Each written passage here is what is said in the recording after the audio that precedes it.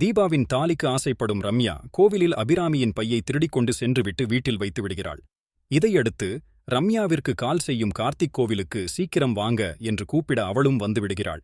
இதையடுத்து கார்த்திக் ரம்யாவிடம், நீங்க எங்கேயும் போகாமல் அம்மாவுடன் இருங்க, தாலி காணாமல் போனதால் ரொம்ப பயந்து போய் இருக்கிறாங்க, நான் போய் கண்டுபிடித்து கொண்டு வரேன் என்று சொல்ல ரம்யா அதிர்ச்சி அடைகிறாள்.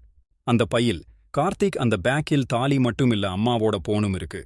போலீஸில் சொல்லி மொபைல் நம்பரை ட்ரேஸ் செய்து கண்டுபிடித்து விடுவேன் என்று சொல்ல ரம்யா பயந்து போய் மீண்டும் வீட்டுக்கு போய் அந்த தாலியை எடுத்து வந்து நைசா கொடுத்து விடுகிறாள். இதையடுத்து இன்று என்ன நடக்கப் போகிறது என்று பார்க்கலாம்.